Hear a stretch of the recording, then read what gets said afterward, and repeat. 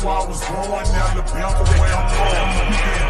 Don't throw your hands up, put up your aim. I ain't talking about it, I'm talking about the hell. I'm talking about the deal. A-L-A-B-A, you're making the shit what I am. Alabama, I was born, Alabama, where I'm from. Talking about the hell. I'm talking about the deal. A-L-A-B-A, you're making this what I live. Alabama. What's going on, everybody? Christian Ballard, Ballard Sports Media, coming at you on a Monday, but you're probably watching the premiere on a Friday. Hey, thanks so much for tuning in today for Tidal Wave Talk, Season 2, Week 1 of the 2023 college football season. The Alabama football season brings us to Bryant-Denny Stadium in Tuscaloosa, Alabama. Going to be a great game. Middle Tennessee State. And by the way, fun fact, these teams have met twice in history.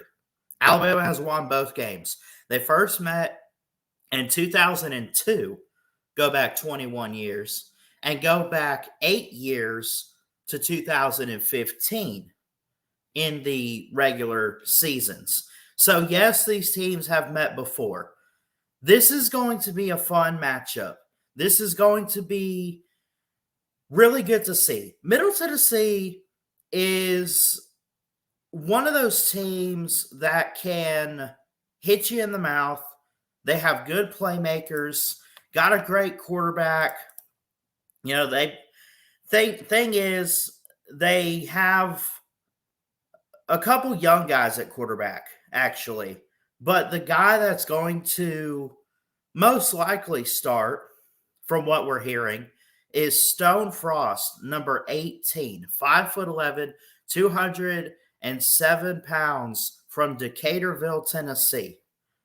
They had last year Chase Cunningham threw for over 3,000 yards, had a 66 completion percentage, 21 touchdowns, 10 interceptions. The only red flag, and I don't expect much improvement from him this year on the offensive line, he did take 29 sacks with 216 sack yard loss.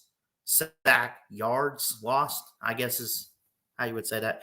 Anyway, and they have a lot of young guys. They have Kyle Lowe at quarterback as well. You get to the running back position, you got a couple guys in there, some sophomores, and Jordan Brown, Raymond Banner. You got a junior and Jace Gardner. I get all this from ESPN. I don't personally know much about Middle Tennessee. I don't. I know they're the Blue Raiders. I know they won 8 games last year, and they're doing pretty good right now as a program. Middle Tennessee State probably doesn't have what it takes to get Alabama. But it makes things interesting because there's some question marks for Alabama, such as, hey, what's up with your quarterback situation? You look at Alabama this year, and we talk about Jalen Milroe, Ty Simpson, and Tyler Buchner. Then we get into the backup quarterbacks, Eli Holston, Dylan Lonergan. There's one other guy. It kind of slips my mind. I mean, Alabama can put whoever they want to on the field. Nick Saban going into this season could put Eli Holston, could put Dylan Lonergan, could put Jalen or Ty, or put Tyler Buchner. We have a guy on there, number 16, from Trussville, Alabama, named Cade Carruth, 6'1", 195. If Nick Saban saw fit, he could put him out there. But is it going to help us win the game? No. The right quarterback for Alabama will help win the game. I think there's some keys for this season. And next week we get into Texas, which I hate that I'm going to have to work during that game, but we'll definitely get you Tidal Wave Talk every single week, premiering on Fridays. Okay, that being said, we're going to find out a lot about Alabama in this game. And I say that because, and I know what you're thinking. You're thinking, Ballard, what are you talking about? It's Middle Tennessee State. You should run up and down the field. We should run up and down the field with them. Skull drag them through the mud. That's what they should do. Is that what they're going to do? That's a big question. Is that what Alabama is going to do? They should do it, but are they really going to do it? I look at this game, Middle Tennessee and Alabama, and I say, it's the first game of the year. And I never, listen, Nick Saban puts emphasis on don't take anybody for granted. I'm not looking at this game as a fan or even as a sportscaster. Like, you don't want to look at this game and say, well, yeah, I mean, the choice is obvious, isn't it? Upsets have happened in college football. You remember when LSU lost to Troy? Now, Troy's a good team, but so is Middle Tennessee. LSU, were they on a down year? What about Alabama this year? Are they on the decline? Just lost Bryce Young, Jordan Battle, Will Anderson, Henry To'oTo'o on the defense. You lost Jamison Williams. You lost Jahmyr Gibbs. You lost all these pieces to the NFL. So much to replace. But they're loaded at talent.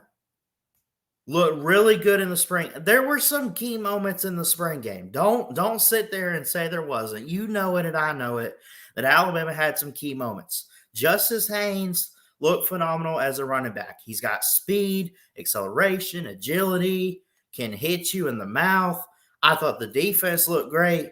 I think the only question is the quarterback, and that's an important position in football. That's the position in football that everybody points focus to, is the quarterback position. They've had all offseason.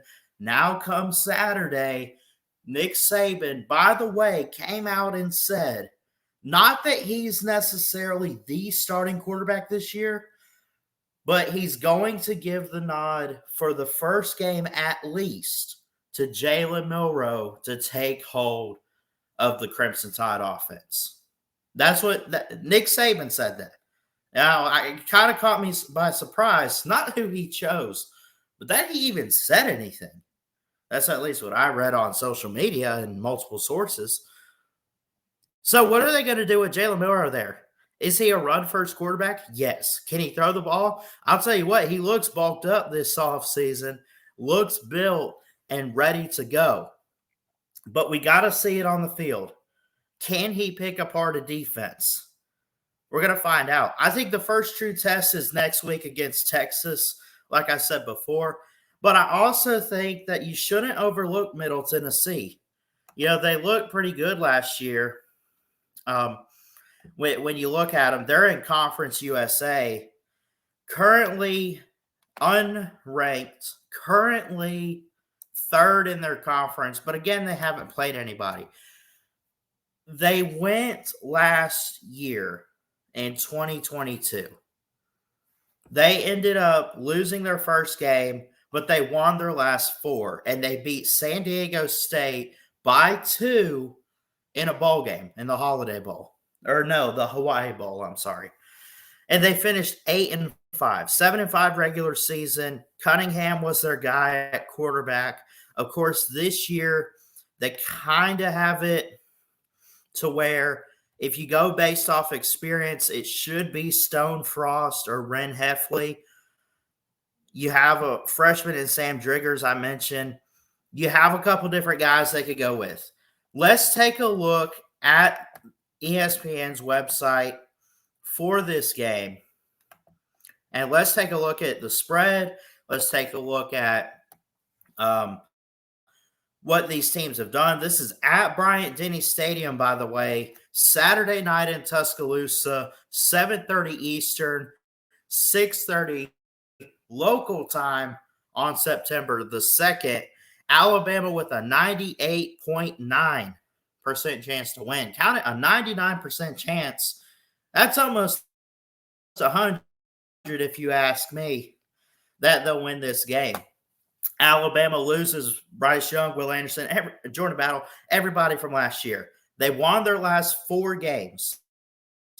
Their last loss was in overtime, I think double overtime actually, to LSU, 32-31, a 2-point conversion. Literally by a 2-point conversion, Alabama was holding in hopes of an SEC title. And it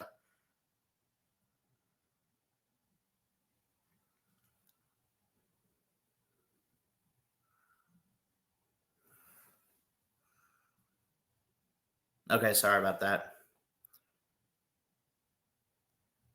So literally, you look at last year, by a 2-point conversion, Alabama was holding on against a trip to Atlanta to face Georgia. I don't think we would have beat Georgia last year. I don't think that.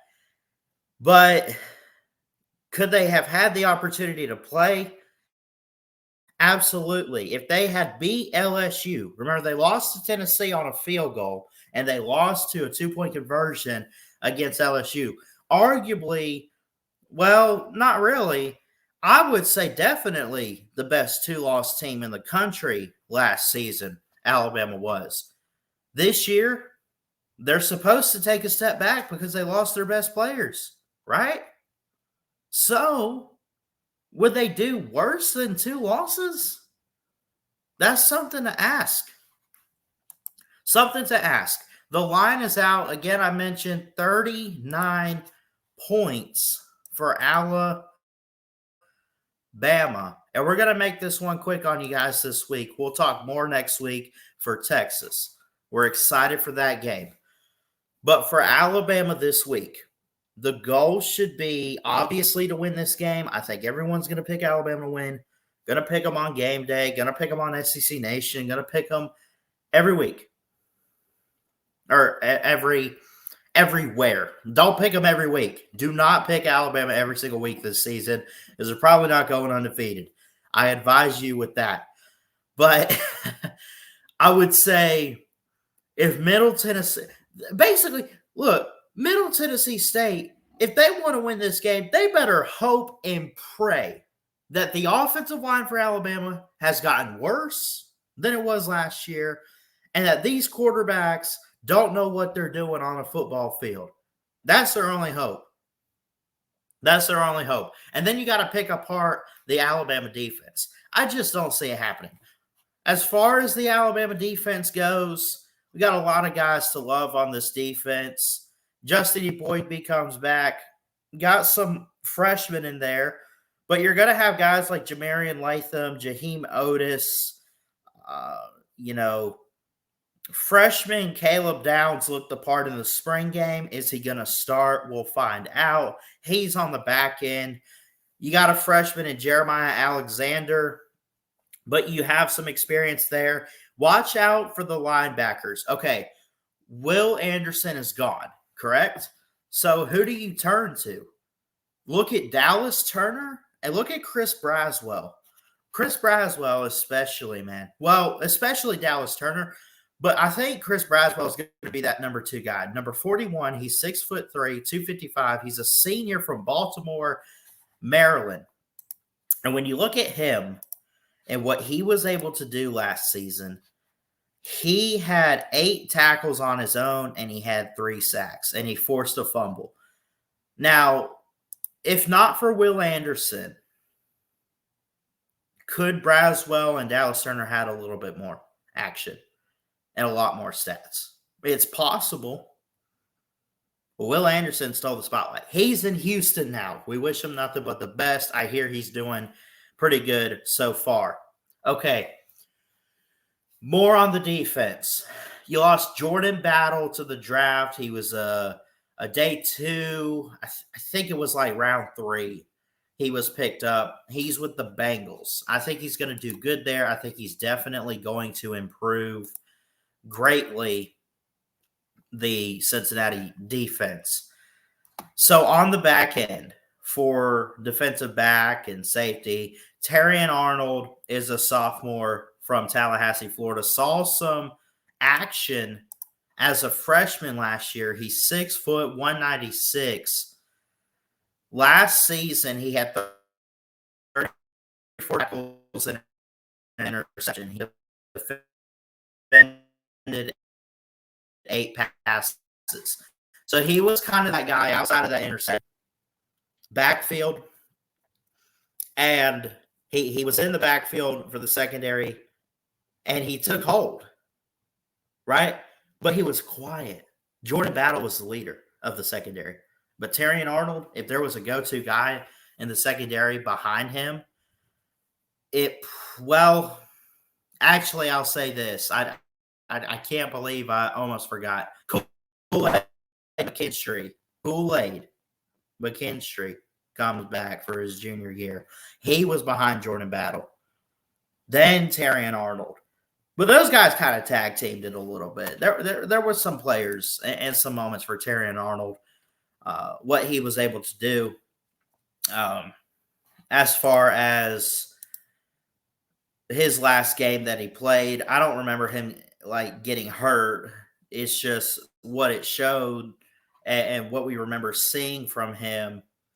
His last game was against Austin Peay, and he had 3 tackles in that game, and that was it. He played really hard against Ole Miss, played really hard against Tennessee, even though the defense as a whole didn't look too good. But I think the pieces are there for Alabama. I think they have an opportunity to show that they can be the best defense in the country, one of the best. Georgia's going to be up there, we know. Or is it possible Alabama takes that number 1 spot? They have an opportunity to prove it this week. And then next week against Texas. Okay, it's a Texas next week. But that's a key offense they're going to have to shut down to be the best in the nation on defense. I don't think they're going to have the best offense. I just don't. Too many quarterbacks out there. I know USC kind of struggled in week 0 and everything, but like give them some time, get better, bounce back if you're Caleb Williams. There's a lot of quarterbacks. There's a lot of offenses to watch in college football this season. I think we have to watch Alabama, don't we? It's Nick Saban we're talking about. It's the best program. Probably not going to be the best team this year, but they're still the standard of college football. And you got to watch them every year just to see where they're at. And right now, just honestly, they're kind of been on a decline. It's been 2 years since they won a title. They've never gone 3 straight years without one. Are they hungry? Are they motivated? Are they ready? That's going to be something to watch out for this year in college football.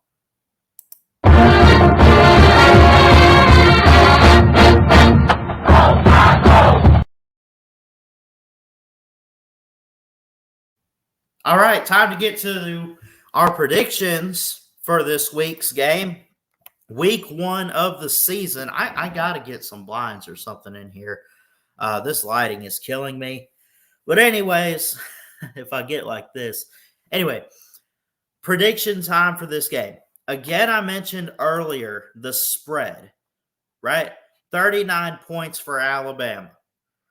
Do they cover the 39 points? I'm going to say probably so, because it's Middle Tennessee State.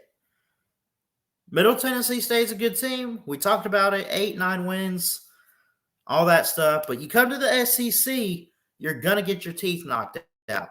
You're going to have to put on your big boy pants and play some big boy football. And you're going to an environment, it's a night game at Bryant-Denny to open the season. There's just so much that can happen at that place. Those players get motivated, get hyped. There's been a lot of rat poison this offseason about them, like the dynasty being over. There's rat poison about Georgia possibly being the standard in college football, which I think is false. I think everybody understands that. Alabama, as long as Nick Saban is the coach, is going to be the best program. Look at what he's done and look at what he's doing now. Yes, he's kind of fallen back a little bit. I think now with Tommy Rees and Kevin Steele, you get those coordinators in and you can figure some stuff out and get the right play calling. The talent is there. This is the problem for Alabama. They had the talent, but the hires were not right. Pete Golding kept messing up. He was there for 4 years. He messed up every single year, and the defense got worse and worse. He's gone and at Ole Miss. God. Bill O'Brien came in for 2 seasons. Had Rice for 2 seasons. Steve Sarkisian leaves for Texas. Bill O'Brien comes in. I think Bill O'Brien belongs in the NFL somewhere. Great offensive mind, quarterback guy, but it's not meant for college football. This is college, not NFL.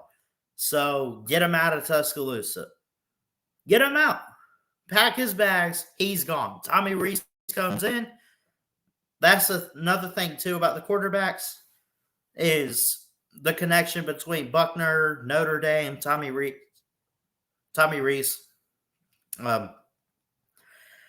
That some people are saying it should be Tyler Buckner because of all that connection. That's not how it works at Alabama. You don't just bring a guy in and say, oh, so you guys know each other? Well, let's make it work out. No, you got to earn your way onto the field. And so far, Nick Saban loves what he's seen from the quarterbacks. He loves what he's seen, especially from Jalen Milroe. We're going to find out on Saturday what these guys have. I guarantee you at some point in this game, you'll see a little bit from all 3 guys. Probably a little bit more. Does Dylan Lonergan, Eli Holston, do they get out there and throw the ball around a little bit, hand it off? I expect Alabama, their defense is going to be fierce this year. Dallas Turner said it at media days. The expectation is joyless murder ball. Man, gives you chills, get you hype. That defense is going to be ready to go. For the first time in a while, we have questions about Alabama's quarterback and the offense as a whole. But the defense we're confident in. I'm going to go ahead and give my score prediction. I think they do okay. Maybe I'm overestimating on the points they're going to score.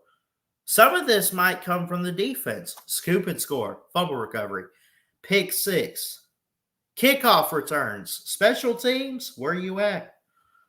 It might not be all of the offense, but I'm going to give a score prediction of 48-6 to start things off. I don't think they hit the 50 mark. But they can score 45, 48 points, 42, something like that. I don't like to predict shutouts. I'll give Middle Tennessee State 2 field goals. I don't think they hit the end zone. I think Alabama's too good for that this year, at least for an opponent like this. Texas, they'll score some touchdowns next week.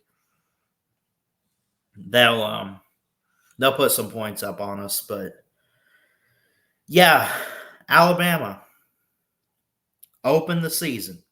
7:30 Eastern, 6:30 local time at Bryant-Denny Stadium. It's going to be a packed house. The lights are going to come on, and the defense, the offense, Nick Saban and Alabama get back to the standard of excellence that we know and love in college football. Get back to it. I'm ready. Let's get out of here. I love y'all. Jesus loves you. Trust it, believe it. He's got a great plan. And, man, we're ready for a great college football season. Let's go.